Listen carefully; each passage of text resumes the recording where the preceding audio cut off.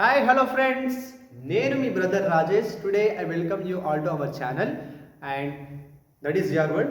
And in our today's class, we are going to know about one topic in our 8th class polity, that is Olga Tellis versus Bombay Municipal Corporation case. Okay, now Olga Tellis versus Bombay municipal corporation గురించి already మనం video cover చేసినాం. మీరు channel ఉంటే చూడండి. Municipal corporation,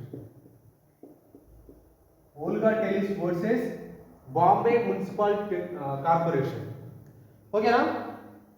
ఈ case ఏంటంటే, ఈ case కంటే ముందు మనం ఒక పాయింట్ డిస్కస్ చేయాలి. అదేంటంటే, సుప్రీంకోర్టు, హైకోర్టు, డిస్ట్రిక్ట్ కోర్ట్స్ ఇచ్చే జడ్జిమెంట్స్ కొన్నిసార్లు ఏమవుతుందంటే కామన్ పీపుల్స్ యొక్క ఇంట్రెస్ట్స్కి అగెయిన్స్ట్ ఉంటుంది. అంటే ప్రతిసారి న్యాయం జరుగుతుందనే గ్యారెంటీ ఉండదు.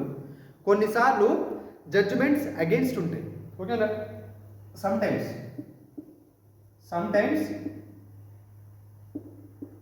జడ్జిమెంట్స్ might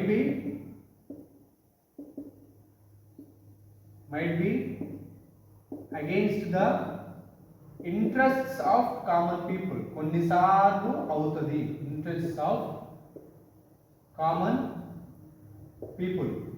ఓకేనా? కొన్నిసార్లు అలా జరుగుతుంది. ఓకేనా?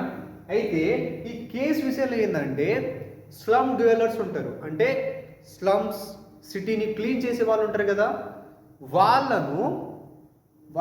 ఎలా అంటే వాళ్ళు రోడ్డు పక్కన వాళ్ళ నివాసాలను ఏర్పరచుకున్నారు. ఓకేనా? వాళ్ళ ఇల్లులు అన్నీ కూడా రోడ్డు పక్కన ఉంటాయి. అయితే మున్సిపల్ కార్పొరేషన్ ఏం చెప్పిందంటే, you should evict the places, మీరు ఈ రోడ్డు పక్కన ఉండొద్దు, వేరే ప్లేస్లో వెళ్ళి ఉండండి అని చెప్పడం జరిగింది. కానీ ఈ స్లమ్ డ్వెల్లర్స్కి వేరే ప్లేస్ తెలియదు, వాళ్ళ దగ్గర అంత ఫినాన్షియల్ అకామిడేషన్స్ ఉండవు, అమౌంట్ ఉండదు. సో వాళ్ళు ఇప్పుడు ఈ రోడ్డు పక్కన ఉండకపోతే వాళ్ళ జీవనోపాధి కూడా కోల్పోతారు. లైక్ క్లీనింగ్ చేయడం, ఆ వర్క్స్ కూడా కోల్పోతారు. ఓకేనా? ఏం చెప్పింది బాంబే మున్సిపల్ కార్పొరేషన్ ఏం చెప్పిందంటే, స్లమ్ డ్వెల్లర్స్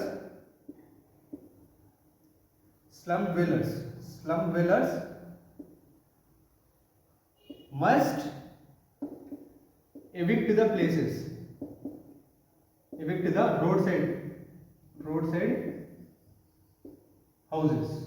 అంటే వాళ్ళు రోడ్ సైడ్ హౌసెస్ బిల్డ్ చేసుకున్నారు, వాటి నుండి వెళ్ళిపోవాలని బాంబే మున్సిపల్ కార్పొరేషన్ చెప్పడం జరిగింది. అయితే వీళ్ళు ఈ స్లమ్ డ్వెల్లర్స్ సుప్రీంకోర్టుని అప్రోచ్ అవ్వడం జరిగింది. సుప్రీంకోర్టుని అప్రోచ్ అవ్వడం జరిగింది. అయితే సుప్రీంకోర్టు ఏం చెప్పిందంటే, వీళ్ళు స్లమ్ డ్వెల్లర్స్ క్లీనింగ్ వర్క్ చేస్తారు, సిటీ మొత్తాన్ని క్లీన్ చేస్తారు. ఓకేనా? వీళ్ళ దగ్గర ఫినాన్షియల్ సపోర్ట్ లేదు, అకామిడేషన్ సపోర్ట్ లేదు.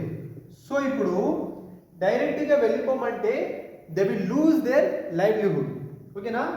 These people will loose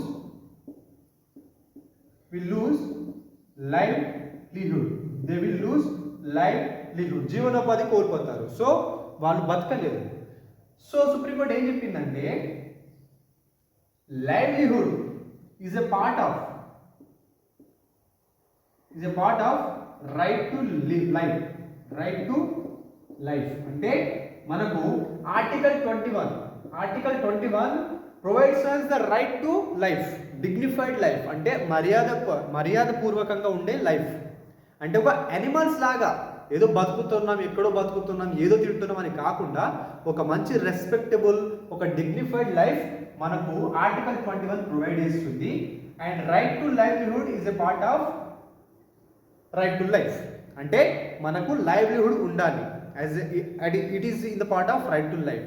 so ఇప్పుడు ఈ స్లమ్ డ్వెల్లర్స్ ఈ రోడ్ సైడ్ ప్లేసెస్ లేదా వాళ్ళు ఏర్పరచుకున్న హౌసెస్ ఎవిక్ట్ చేస్తే they will lose their livelihood, అంటే they will lose their right to life. So Supreme Court ఏం చెప్పిందంటే, Supreme Court gave gave judgment in the favor of slum dwellers. వీళ్ళకు favour judgment ఇవ్వడం జరిగింది. ఓకేనా? That is a case of Olga Tellis and versus Bombay municipal corporation. ఓకేనా? Right to livelihood is a part of right to life. Thank you friends, and మీ ఫ్రెండ్స్కి video share చేయండి.